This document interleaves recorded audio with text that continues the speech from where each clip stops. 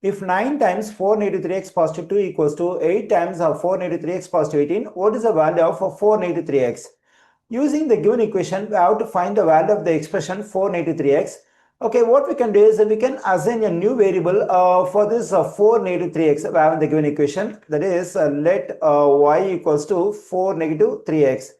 Okay, now we can plug in y for this 4 negative 3x over here on the left side, on the right side as well. Then the given equation will become 9y positive 2 equals to 8y positive 18.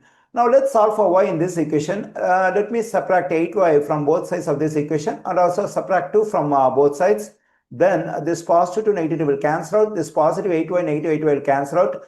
When I combine positive 9y and negative 8y, I am getting positive y. When I combine positive 18 and negative 2, I am getting positive 16. Here I got the value of y. Now we can replace this y by this stuff of 4 negative 3x. Then we have 4 negative 3x equals to 16. Here I got the value of the expression 4 negative 3x, and that is 16. We find 16 in answer choice D. The correct answer choice for this question is D.